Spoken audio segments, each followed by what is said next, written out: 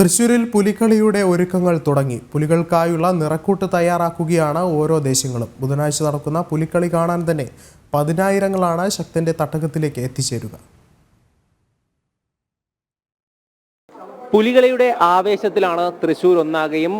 പുലികൾക്കായുള്ള നിറക്കൂട്ടുകൾ തയ്യാറാക്കുന്ന തിരക്കിലാണ് ഓരോ ദേശങ്ങളും.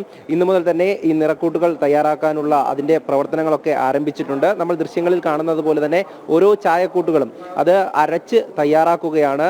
ഈ പുലികൾക്ക് വരയ്ക്കുവാൻ വേണ്ടിയിട്ടുള്ള പുള്ളിപ്പുലികളുണ്ട്, വരയൻ പുലികളുണ്ട്, കരിമ്പുലികളുണ്ട്. ഇവർക്കൊക്കെ വരയ്ക്കുവാൻ വേണ്ടിയിട്ടുള്ള നിറക്കൂട്ടുകളാണ് ഇവിടെ തയ്യാറായിക്കൊണ്ടിരിക്കുന്നത്.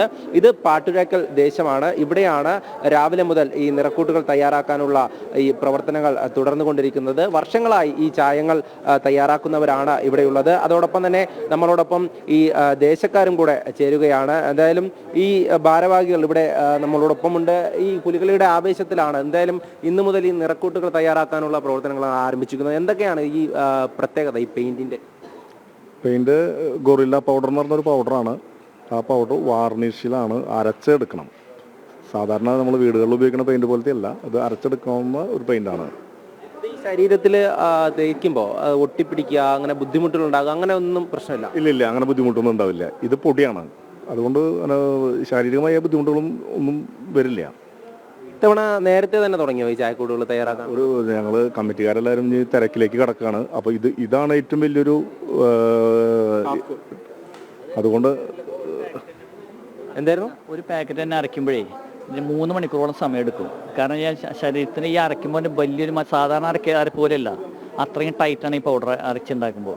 പിന്നെ ചെയ്തതിൽ ഗോൾഡൻ അതേപോലെ തന്നെ സിൽവറൊക്കെ അരയ്ക്കുമ്പോൾ വെച്ച് കഴിഞ്ഞാൽ ഒരുപാട് സമയം എടുക്കും. കാരണം വെച്ച് കഴിഞ്ഞാൽ ഈ ഗോൾഡനെ എല്ലാം അരയ്ക്കുന്ന സമയത്ത് എന്താ വെച്ചാൽ ഈ രോമകുണ്ടങ്ങൾ അടഞ്ഞു പോകാൻ പാടില്ല.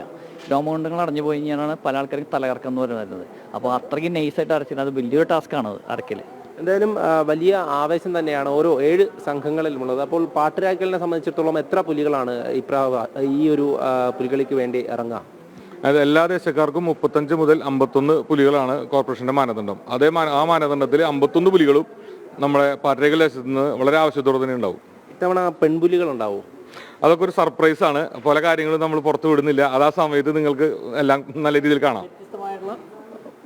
പുലിക്കളിയായിരിക്കും ഇവിടെ നിന്ന് ഇറങ്ങുക. കാരണം കഴിഞ്ഞ വർഷത്തെ ഞാൻ കുറച്ച് കാലങ്ങളായി ഞങ്ങൾക്ക് പങ്കെടുക്കാൻ പറ്റിയില്ല. ഞങ്ങൾക്ക് ചില സാഹചര്യങ്ങളുണ്ട്. 17 വർഷത്തിന് ശേഷം നമ്മൾ വീണ്ടും പങ്കെടുക്കുന്നു. അതിൽ വ്യത്യസ്തത എന്തായാലും പ്രതീക്ഷിക്കാം. എന്തായാലും എങ്ങനെയുണ്ട് പാട്ടുരാക്കൽ ദേശത്തിന്റെ ഒരു ആവേശം?